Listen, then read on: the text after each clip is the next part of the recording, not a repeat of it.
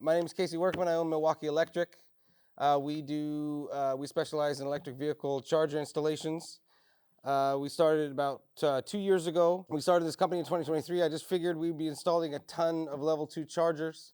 I had no idea how this would kind of open up. Well, this little talk we're about to have is what I've been kind of finding in this V2X world. So V2X is V2L, V2H, and V2G. First, I'd like to give you a little disclaimer. I'm an electrician. This tech has me learning all the time. I'm constantly studying this thing. And I seem to know less as it goes on, which is kind of par for the course for this. I'm taking code classes, even the code super nerds. I just took an EV code class through Plaid Electric, which these are the guys that are right on top of all the code, and they are still debating on how this is all going to work. It's way outside what we learned in electrical school. As I dove into V2X, I found reliable information was very, very hard to come by. Engineers from the major automakers they're really busy. They're not really answering emails from electricians in Oregon. And the dealerships, the parts departments are just kind of learning what charger they offer.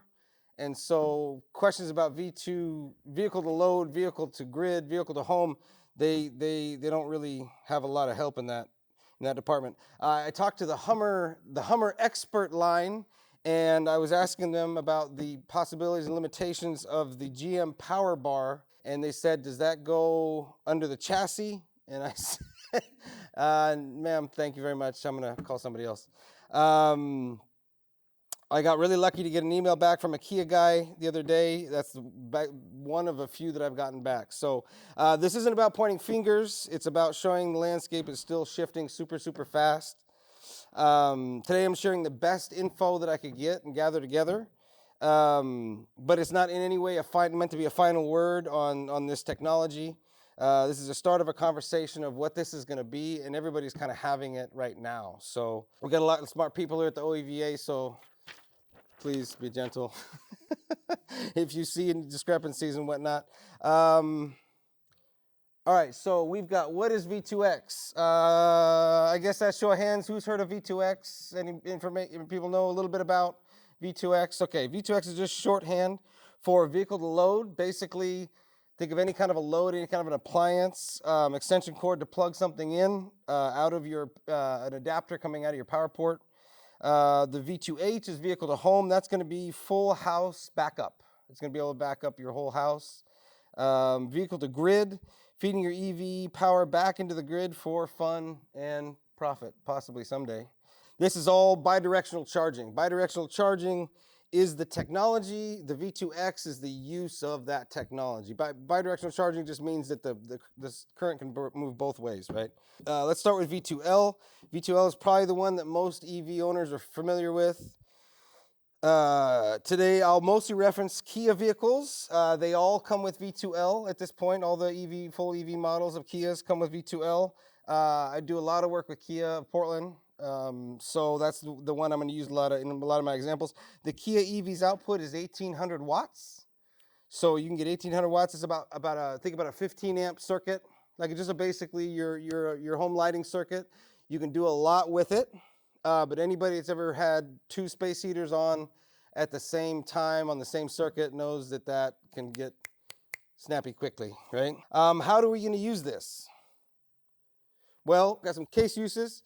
Camping off-grid, which is a good way. You finally make it to that off-grid cabin. You're deep in the woods, no cell service, no neighbors, just trees. Normally you're stuck with flashlights, cold food, and maybe a propane stove if you're lucky, but not this time. You brought your EV, you plug your V2L adapter, and boom, you got full lighting inside the cabin. You got a microwave to heat up some meals, fresh brewed coffee in the morning, phones, cameras, speakers charged up, not running down a 12-volt battery like we used to when we used to go camping when I was younger. The EV's really kind of making it all work for you. Another use would be a concert in the woods. We used to do concerts for river guides up in Washington. That was really fun. We'd use regular generators, which was very, very loud, smoky, unreliable. The generators would stall out and run out of gas, exhaust smells. You pull up with your EV and you plug in your V2L adapter. You power your LED stage lights, run the speakers and DJ equipment. You got a mini fridge, light up your merch table, all of it silent, no fumes, no gas, no noise, just the music, forest, and the stars. Another place where it shines, tailgating. You pull in the stadium, packed lot, everybody's setting up tents and generators. You open up the back of your EV, plug in your V2L adapter, and suddenly you've got your TV running pregame, you got a mini fridge, keeping the drinks cold, music, lights strung up, even a little Traeger tailgater smoking ribs. They're having a whole market that's following this tailgating with EVs kind of thing, which is kind of interesting. Tailgating like a boss. Next thing would be a mobile coffee shop, any kind of mobile business, coffee trailer, snack trailer. Picture setting up your mobile snack shack right on the beach, catch surfers coming in from the waves, maybe not in Oregon. I lived abroad for a long time. Maybe not so many surfers in Oregon, but this is kind of a fantasy. But you got your pop-up tent, you get your coffee machine, brewing lattes, ice maker, chilling drinks, small panini grill, smashing sandwiches, chill music, draw people in. Nice to have your electricity on the beach.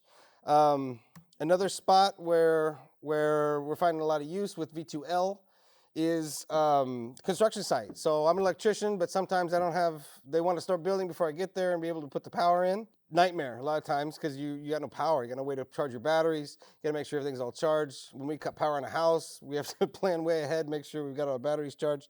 But not in this case. You can charge your cordless drills and saws, run a small air compressor. You can even run a big air compressor actually. Light up the job site after dark if we're in the wintertime. No gas cans, no frozen generators, no noise, just quiet, clean mobile power. So this next example, in my opinion, is really the cool one. Show of hands, anybody trapped in the ice storms with no power in the last few years? This guy? Yeah, absolutely, yeah, it sucks. V2L, this is where I feel like is kind of the sweet spot of this V2L technology. And I'll tell you why when a couple reasons coming up. It's freezing, ice everywhere, lights cut out, power's out, you feel the pit of your stomach, but then you remember, you're a genius. You installed a 4-circuit generator transfer switch last summer, and today's the day that it pays off. While your neighbor is out there yanking on frozen generator pull cords, swearing up a storm, you're just grabbing a heavy-duty extension cord and your handy V2L adapter, plug one side into the panel inlet, plug the other side in your extended range EV9, flick some switches, and boom. The first switch, your gas furnace. I'm not promoting or discouraging gas heat. Most people have gas heat. This is a real good use of it if you got this limited power. Your gas furnace rolls to life. You got heat. While everybody else is starting bonfires with old IKEA furniture. Next, internet and master bedroom. Keep your kids from killing each other or losing your job when you need to send those emails you forgot about. Also, your little haven has lights, TV, maybe a CPAP machine. Sleep better at night. Good night sleep's really important, especially as we get older. Next, your fridge and freezer, saving your salmon stash and your Costco haul like a pioneer. Make sure you don't lose all that food. You might have to shuffle a few loads because we're talking about 1800 watts, like a 15 amp circuit, right? You may have to shuffle a few loads around, but it's just flipping a few switches. It's way easier than arguing with a generator in a blizzard.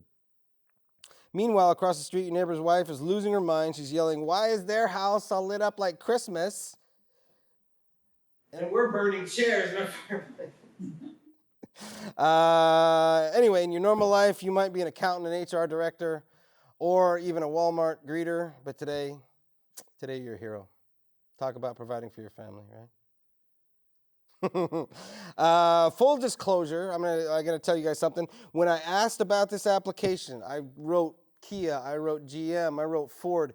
I couldn't get an answer from anyone. I got specific electrical questions and they don't answer me. You go to the dealership, they don't know what they're talking about. Not that they're bad people, they just don't know yet. It's moving so quickly. I did get one answer back from one Kia engineer 1 week before this talk. And I had this thing all prepared, he wrote me back, it's not meant to do this. It's not meant to plug into a transfer switch into your house, and he's not meant to do that. Oh, Jesus Christ. Well, they're going to do it.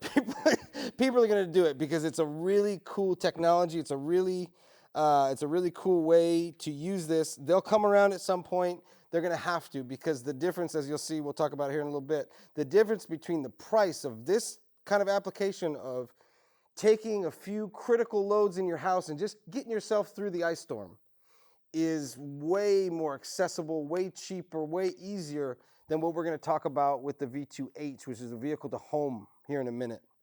People will want this. It's gonna get there. Let's see. So what we're talking about right now, the 4 circuits to the rescue. So we've been putting these little generator transfer switches in people's houses, and we reroute the circuits that you tell me to. Basically, we kind of work on that together as electrician and homeowner.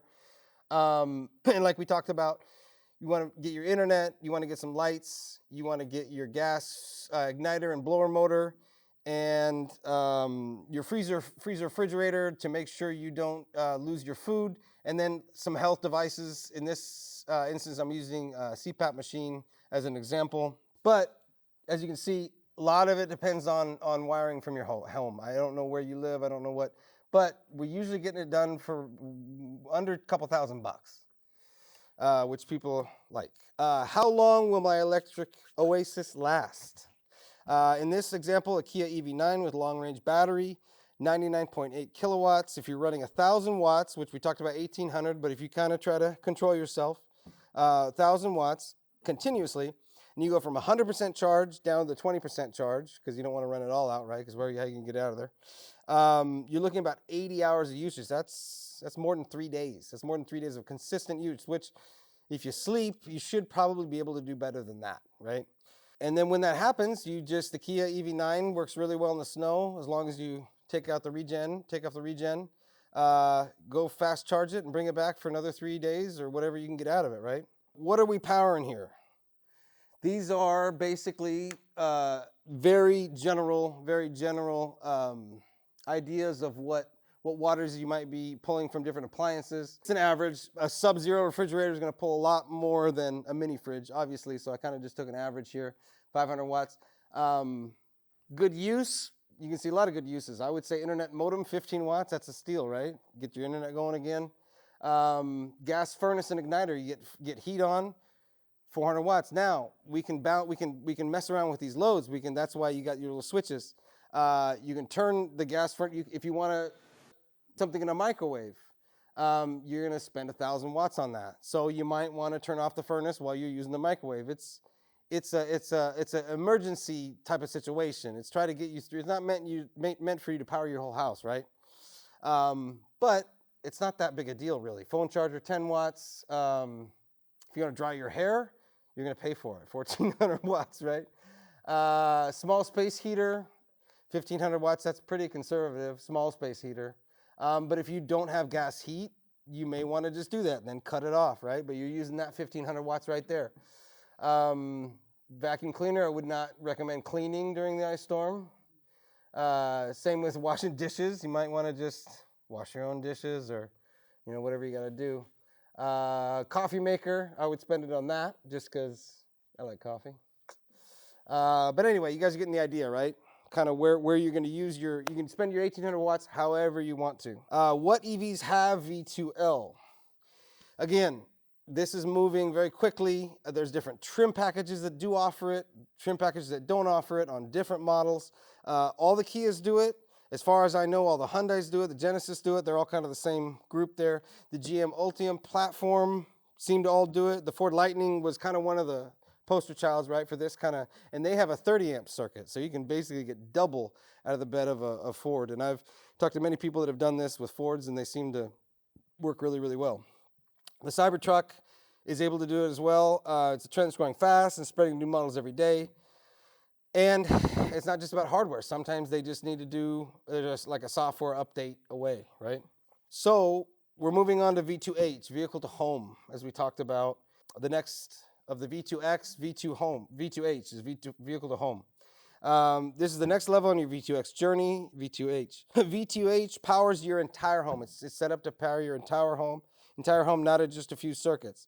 About 80 amps or 19.2 kilowatts.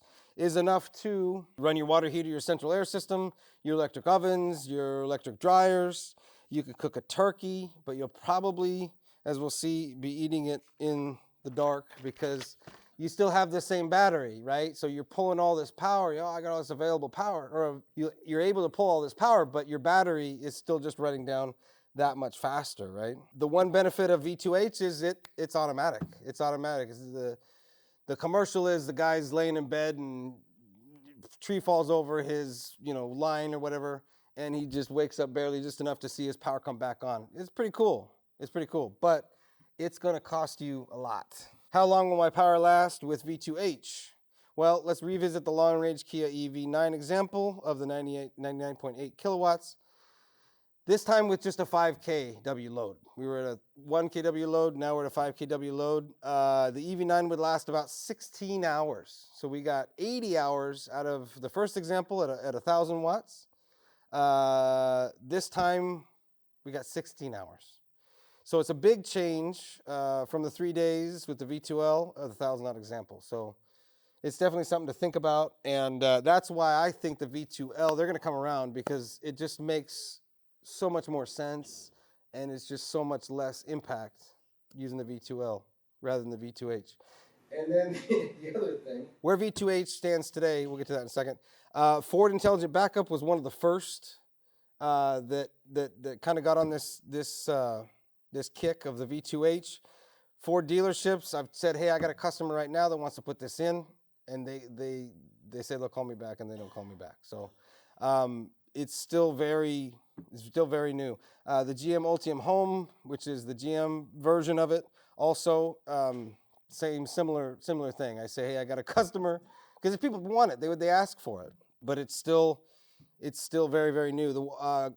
My experience with the Wallbox Quasar 2, I was trying to show that at a builder's show, and so I was all hot on it. And so I started talking to this Wallbox representative, basically ghosted me, finally wrote me back, and he's like, look, it's only rolling out in 7 states. We just got UL approval. Well, you just got UL approval? That's way far away from it being very available to people. And then, in my opinion, one of the biggest, and it's supposed to get better, right? It probably will, but the cost right now with the equipment usually starts at about $5,000 to $7,000, kind of depending on which of these companies. Then you're looking at about $4,000 to $5,000 calling me installation electrician. And then if you need a service upgrade or even a panel upgrade, you're looking at least $3,000 to $7,000 there. So you could be in it $10,000, $15,000 and up $1,000 to do this V2H, which it's really cool. It's really cool, but people are starting to ask, well, is it really worth it? I don't know. If you have a gold mine underneath your house, it might be. I don't know. V2G. So we're going to move on to the last is the V2G. V2G is vehicle to grid. This part is about the future, and honestly, it's the part we know the least about. There are a few utilities working on it now. It's complicated, so I'm just going to give you a wide-angle view of what's coming from what I understand. All the power companies are having to build big battery banks out in the desert to catch the solar and wind that they would otherwise just have to let go, right? They hate it. Mr. Burns, utility company, hates building stuff that they don't have to, they don't have to build billions of dollars. So what they want to do is they want to use your car. They want to basically, the power company wants you to use your car with your permission, of course, to help stabilize the grid. Right now, utilities are building the battery banks. V2G takes that same idea, but instead of just big desert batteries, it turns electric cars into thousands of little battery banks that can send power back to the grid as it's needed. Big batteries plus V2G cars equal a more stable, cleaner, more reliable energy system. And best of all, the energy stays close to the people who need it the most. So basically, to wrap it up, where are we going? The big ideas and the future of V2X. As we wrap it up, I want to leave you with some big possibilities to think about. Today's EVs are not just vehicles, they're mobile power stations. V2L can already help you get through an ice storm, keeping your home warm, your lights on, and your family connected when the grid goes down. But that's just the beginning. Imagine community organizing emergency microgrids powered by V2G technology at schools, community centers, and even neighborhood hubs. Picture electric school buses turning into lifelines during outages, delivering not just transportation, but shelter and power when it's needed most. Think about neighborhoods banding together, trucks, vans, and cars sharing energy during blackout, creating islands of light and safety in the dark. There's more than just backup power, it's a new vision. EVs becoming the backbone of decentralized energy resilience.